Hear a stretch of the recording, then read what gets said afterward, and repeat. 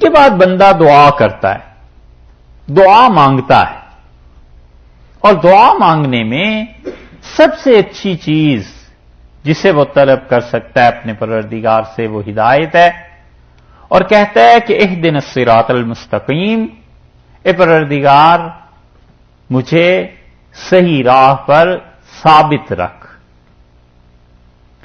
یہ جو ہدایت کا لفظ ہے قرآن پاک میں دو طرح سے آیا ہے۔ قرآن پاک ہے، کبھی کبھی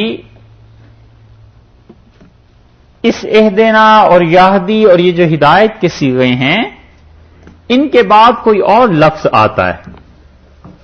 مثلا آپ دیکھیے سورہ انعام کو، یہاں پر ایک آپ کو جگہ مل جائے گی۔ یہ ہے خالص عربی لغت کا مسئلہ، اگر عربی پڑھے ہوئے ہوتے آپ لوگ تو پھر اتنی تشریح کی ضرورت نہیں تھی، مگر ہم آپ سے کوشش کرتے ہیں آپ کو کچھ بات ممکن ہے آپ کی سمجھ میں آ جائے۔ سورہ انعام میں 7ویں پارے میں آپ دیکھیے،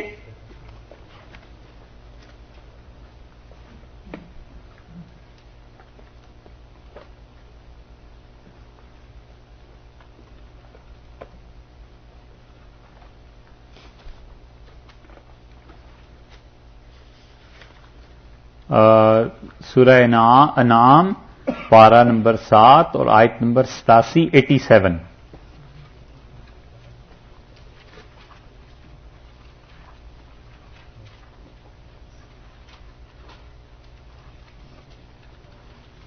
تین جگہیں آپ کو بتانی ہے۔ 87 ملی؟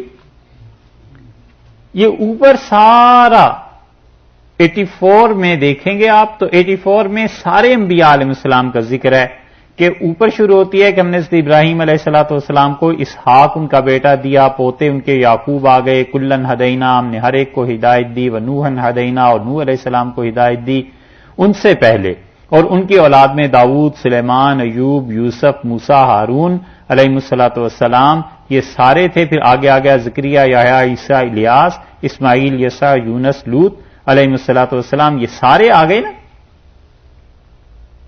ہے نا؟ دیکھ رہے ہیں آخر پہ دیکھیے اس آیت میں 87 نمبر میں 87 میں وَهَدَيْنَاهُمْ إِلَىٰ صِرَاطٍ مُسْتَقِيمٍ، اور ہم نے انہیں راہ دکھائی سیدھی راہ کی طرف۔ وَهَدَيْنَاهُمْ إِلَىٰ صِرَاطٍ مُسْتَقِيمٍ، اور ہم نے ان تمام کو سیدھی راہ کی طرف دکھائی۔ اب یہاں دیکھیں الہ کا لفظ آیا ہے نا، ہدایت کے لفظ کے بیچ میں اور صراط مستقیم کے بیچ میں الہ کا لفظ آیا ہے، اور وہاں جو آپ نے پڑھا تھا کہ اہدنا الصراط المستقیم، تو وہاں ہدایت میں اور صراط مستقیم کے بیچ میں کوئی لفظ نہیں آیا۔ ٹھیک ہے، ایک مقام آپ اس کو خیال میں رکھیے گا، نشان میں رکھیے گا، سورہ فتح آپ دیکھیے 26ویں پارے میں جہاں سے یہ شروع ہو رہی ہے، 26ویں پارے میں سورہ فتح جہاں سے شروع ہو رہی ہے اس جگہ کو دیکھیے۔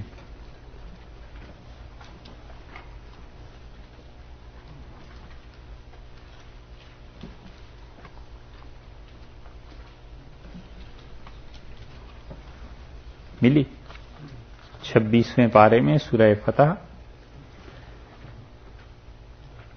انا فتحنا لک فتحا مبینا لیغفر لک اللہ ما تقدم من ذنبک وما تأخر ویتم نعمتہ علیک۔ 48 نمبر ہے سورت کا، 48 سورہ کا نمبر ہے،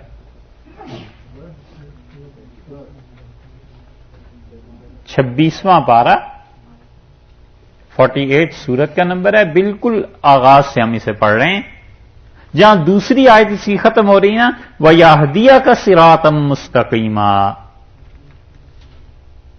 یہاں دیکھیے ہدایت میں اور صراط مستقیم کے بیچ میں کوئی لفظ ہے نہیں ہے نا؟ نہیں ہے نا؟ دیکھا قرآن پاک میں دونوں طرح آئے گا. کہیں کہیں بیچ میں لفظ ایک آ جاتا ہے جسے عرب اپنی اصطلاح میں کہتے ہیں کہ یہ حرف جر ہے. حرف جر کا مطلب یہ ہے کہ وہ اپنے بعد جو اس کے لفظ آتا ہے اس کو زیر لگا دیتا ہے.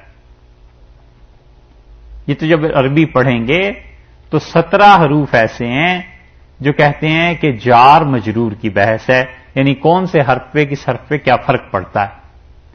جہاں یہ ہدایت اور صراط مستقیم کے بیچ میں کوئی حرف جر آ جائے اس کے معنی اور ہوتے ہیں، جیسا کہ سورہ انعام میں آپ نے دیکھا ہے.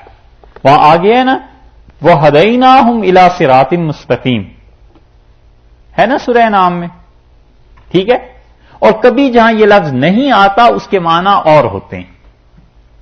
جہاں یہ لفظ آ جائے الہ، جیسے آ گیا ہے سورہ انعام میں، تو اس کا مطلب ہے اراۃ الطریق.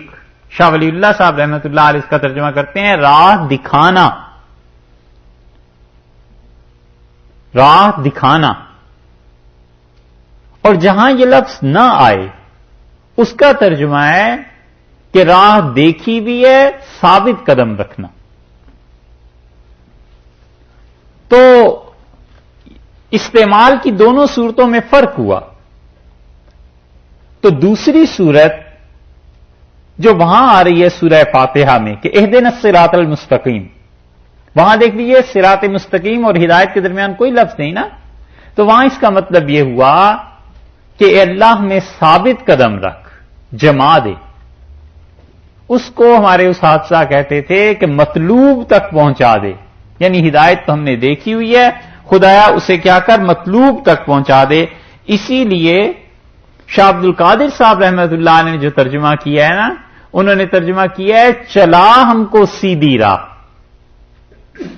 یہ نہیں کہا دکھا ہم کو سیدھی راہ، کیونکہ دیکھنا تو جب ہوتا جب اس ہدایت اور صراط مستقیم کے درمیان کوئی حرف جر ہوتا. کمال کیا ہے شاہ صاحب. یہ جب تک یہ لغت اور یہ سب چیزیں پڑھی بھی نہ ہوں، یہ ترجمے کوئی بچوں کے کھیل نہیں. اگر حضرت ترجمہ کر جاتے دکھانے کا چلانے کا نہ کرتے تو کتنے ہی تھے جو کہتے شاہ صاحب نے کیسے ترجمہ کر دیا، تو غلط ہو گیا. شاہ صاحب نے ترجمہ کیا ہے چلا ہم کو سیدھی راہ. اس کا مطلب ہے اللہ ہدایت تو ہمارے پاس ہے، میں جو قرآن پڑھ رہا ہوں اے پروردگار تجھے رب مانتا ہوں، اللہ مانتا ہوں، رحمان و رحیم مانتا ہوں، قیامت کے دن کا مالک مانتا ہوں، صرف تیری عبادت کرتا ہوں، تجھ سے ہی مدد چاہتا ہوں. اور اے اللہ یہ جو ہدایت کی راہ مجھے مل چکی ہے مجھے اس پہ ثابت قدم رکھ یہاں تک کہ تجھ تک پہنچ جاؤں. یہ نہیں کہتا کہ اللہ یہ چیزیں ہو گئیں اور مجھے اب ہدایت کی راہ دے، وہ تو کوئی معنی ہی نہیں ہے. بھائی ہدایت کی راہ تو پہلے ہی تم ہو اس پہ. کتنی باریک بات.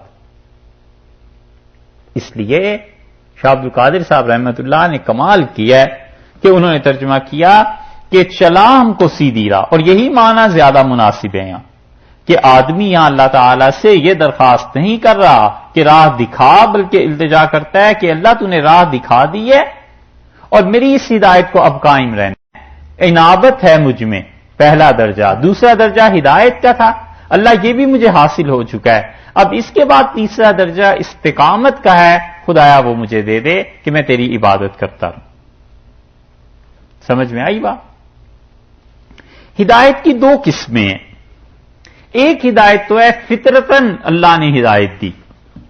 فطرتاً آپ بھی ہدایت سمجھتے ہیں. بچے کو دودھ پینا کون سکھاتا ہے؟ اللہ ہی کی ذات.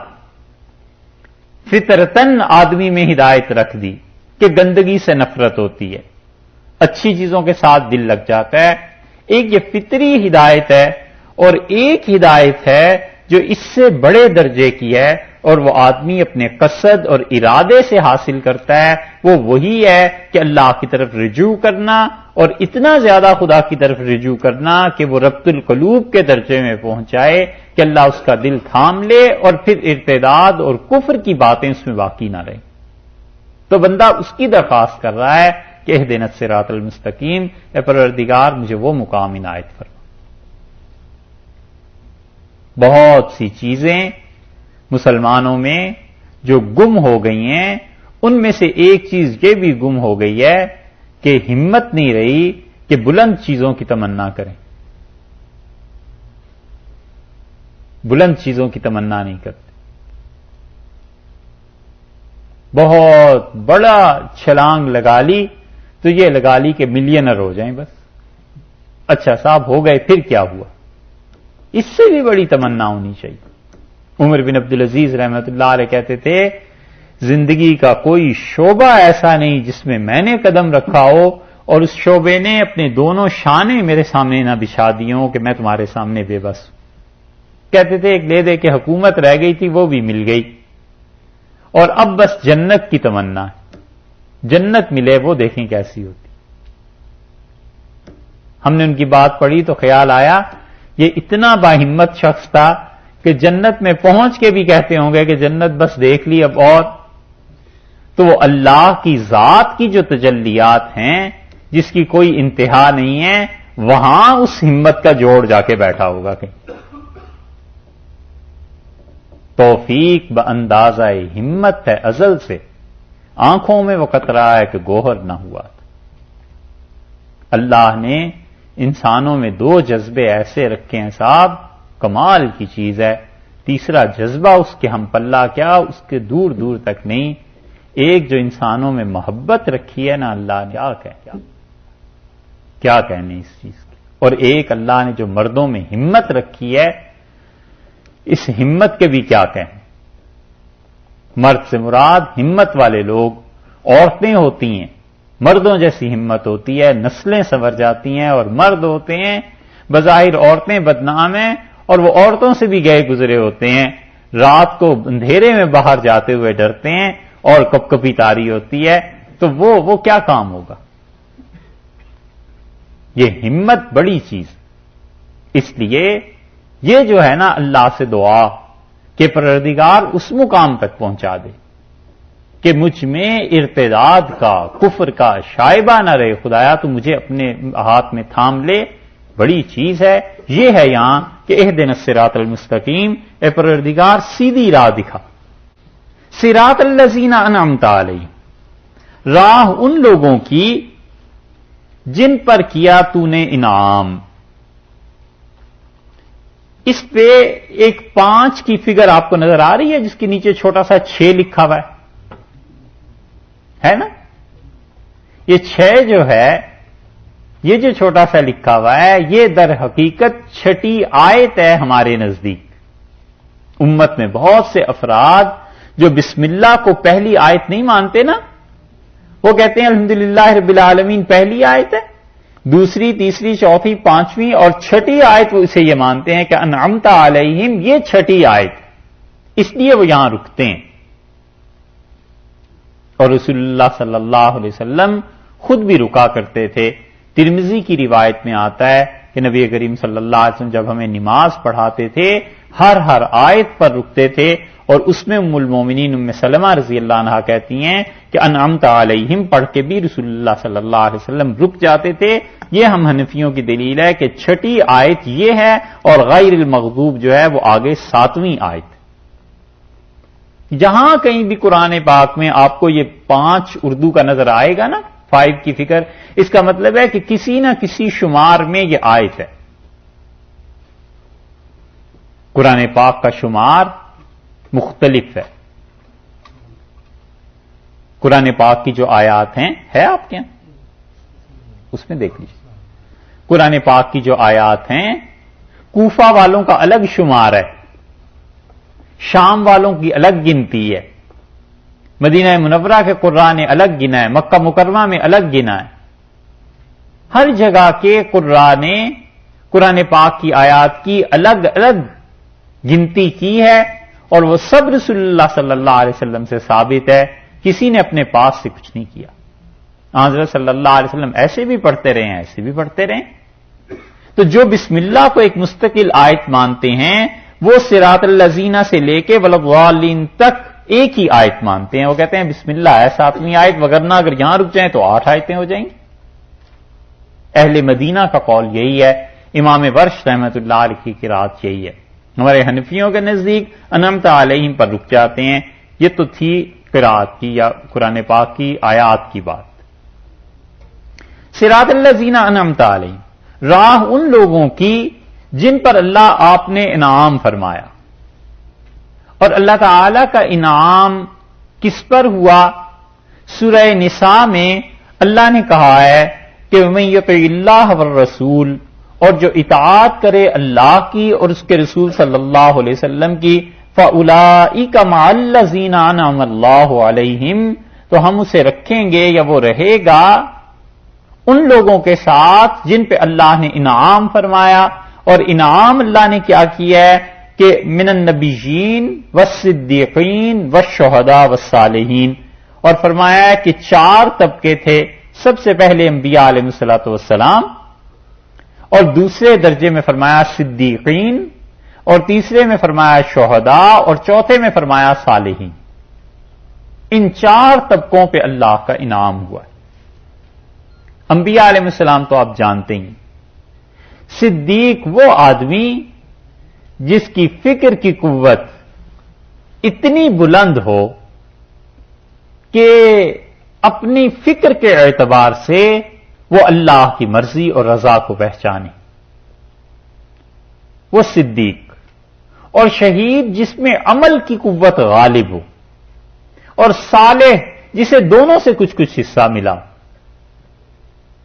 اسی لیے کہتے ہیں کہ نبی کریم صلی اللہ علیہ وسلم تو نبی، رسول اور سید المرسلین تھے علیہ الصلوۃ والسلام. اور پھر ان کے بعد پہلی خلافت صدیقیت کی تھی. اس پہ بکر رضی اللہ عنہ کی سوچ اور ان کی سمجھ بڑی گہری، اور اس پہ عمر رضی اللہ عنہ پہ عمل کا غلبہ تھا. امپلیمنٹیشن انہوں نے اسلام کی اور وہ شہید ہوئے. اور اس پہ عثمان رضی اللہ عنہ جو تھے وہ صالح تھے، انہیں حضرت ابوبکر رضی اللہ عنہ کی فراست کا بھی حصہ ملا، اور اس سے عمر رضی اللہ عنہ کے عمل کا جذبہ بھی ملا. تو وہ اس طرح سے بھی کہتے ہیں. تو 4 گروہ ہوئے. تو بندہ دعا کرتا ہے کہ پروردگار ان کی راہ دے جن پر تو نے انعام فرمایا، فضل فرمایا. اور وہ 4 ہیں. اس سے معلوم ہوتا ہے کہ ہدایت کے 2 سلسلے ہیں، ایک اللہ کی کتاب اور ایک وہ افراد جن کو اللہ نے ہدایت دی. اگر یہ بات نہ ہوتی تو بس اتنا کہنا کافی نہیں تھا کہ اللہ سیدھی راہ پہ چلا، بس کافی تھا. یہ آدمیوں کا ذکر کیوں کیا ہے؟ یہ اس لیے کیا ہے کہ آدمیوں سے آدمی بنتے ہیں صاحب، کوئی خود بخود نہیں بن جایا کرتا. آدمی آدمیوں کی تربیت کرتے ہیں، انسان انسانوں کو بناتے ہیں. کوئی آدمی بھی جس نے اس امت میں کوئی کام کیا ہے نا، وہ کہیں نہ کہیں سے بنا ہوا تھا. اسی لیے جو لوگ کہیں کے بنے ہوئے نہیں نہ ہوتے اور کسی سے انہوں نے پڑھا نہیں ہوتا، کسی کی صحبت اور تربیت میں نہیں رہے ہوتے، ان پر دین کے معاملے میں اعتماد بڑی خطرناک چیز ہے. خود بھی ڈوبتے ہیں، دوسروں کو بھی لے ڈوبتے ہیں. اور جو کہیں گئے ہوئے ہوتے ہیں، بنے ہوئے ہوتے ہیں، کہیں جوتے سیدھے کیے ہوتے ہیں، بلکہ کھائے ہوتے ہیں اور استری ہوئی بھی ہوتی ہے نا، تو پھر پتا چلتا ہے کہ اس آدمی کو واقعی اللہ کے ساتھ تعلق ہے، اور پھر جا کر زبان میں تاثیر پیدا ہوتی ہے، اور پھر جا کر کہیں تقوی عمل میں پیدا ہوتا ہے، وہ کرنا بڑی مشکل. اسی لیے اللہ نے یہاں ذکر کیا کہ وہ ہم سے مانگتا ہے تو کہتا ہے اللہ سیدھی راہ دے. بات ختم ہو جانی چاہیے تھی، لیکن آگے یہ بھی سکھایا کہ یوں کہو کہ اللہ ان کی راہ جن پر تو نے انعام فرمایا. یہ ہے بات. حتیٰ کہ بہت سے لوگ جنہوں نے اپنے مشائخ کی صحبت نہیں پائی ہوتی اور ان کے ساتھ رہے نہیں ہوتے، اور صرف چند دن ذکر اذکار کر کے خلافتیں اور ایسی چیزیں مل جاتی ہیں، محققین ان کو بھی اس درجے میں نہیں رکھتے، اور وہ کہتے ہیں کہ اپنے شیخ کے ساتھ نہیں رہا، ان کی صحبت میں نہیں رہا، اس کا کچھ اعتبار نہیں. آپ کے مسائل اور ان کا حل ایک کتاب ہے نا مایوس لدھیانوی صاحب کی، اس کی 10ویں جلد آپ پڑھیے گا، آپ کو اس سے ہماری اس بات کا اندازہ ہوگا کہ جو لوگ محض ذکر اذکار پہ خلافتیں دے دیتے ہیں نا، اور جو اپنے مشائخ کی مجلس میں اور صحبت میں نہیں رہے ہوتے، یہ کمی کتنی دور لے جاتی ہے کیونکہ انہوں نے کسی آدمی کو دیکھا نہیں ہوتا. اور اللہ نے انسان کے نفس میں یہ بات رکھی ہے کہ انسان کا نفس سیکھتا ہے. بچوں کو کبھی آپ نے غور کیا ہے کہ بچہ گھر میں آ کے کبھی کبھی ایک خاص انداز سے بولنے لگتا ہے تو ماں باپ سمجھ جاتے ہیں کہ اچھا یہ فلاں ٹیچر جو اس کا ایسے بولتا ہے یہ ایسے بولنے لگا. ہم سب پہ یہ دور گزرا ہے. اسی لیے ادارے چلتے ہیں بڑی شخصیات سے کہ بچوں کو ایک نمونہ چاہیے ہوتا ہے, نمونہ دیکھ کے بچہ اپنے آپ کو بناتا ہے. ایسے ہی ہے نا. اسی طرح جب انسان اللہ کے اچھے بندوں کی صحبت میں رہتا ہے تو دیکھ کے نفس اس کا محبت جتنی ہوتی ہے وہ چراتا ہے, اس چیز کو سیکھتا ہے کہ کیسے کرنا ہے, کیسے بولنا ہے, کیسا ادب ہے, کیسا احترام ہے, بیٹھنا کیسے ہے. یہ سب چیزیں تربیت پھر اس طرح ہوا کرتی. سمجھے؟ یہ چیز ہے کہ بندہ کہتا ہے اللہ راہ ان لوگوں کی جن پہ تو نے انعام کیا ہے.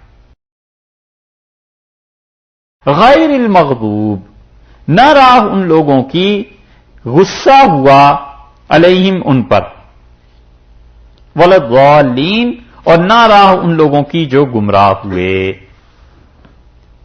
پہلی بات تو اس میں یہ ہے کہ کیا یہ دو جماعتیں ہیں, تین ہیں, یا ایک ہی ہے؟ اور دونوں طرح ترجمے کیے گئے ہیں. ایک ترجمہ یہ کیا گیا ہے کہ خدایا راہ ان لوگوں کی جن پر تیرا انعام ہوا, اور وہی لوگ نہ ان پر تیرا غضب ہوا نہ وہ گمراہ ہوئے, موت تک وہ ہدایت کی راہ پر قائم رہے. تو یہ تو ایک ہی ترجمہ ہو گیا, ایک ہی جماعت ہو گئی. اور بعض حضرات اسے دو کرتے ہیں. وہ کہتے ہیں کہ صراط الذین انعمت علیہم, اللہ ان لوگوں کی راہ جن پر تو نے فضل فرمایا ہے, نہ ان لوگوں کی راہ, نہ کہ ان لوگوں کی راہ جن پر غضب ہوا اور جو گمراہ ہوئے. تو دو جماعتیں الگ الگ ہو گئی. دونوں طرف اکابر ہیں, دونوں طرف مفسرین گئے ہیں, کوئی ایسی بات نہیں. دوسری بات اس میں یہ سوچنے کی ہے کہ غضب کس پر ہوا اور گمراہ کون ہوئے.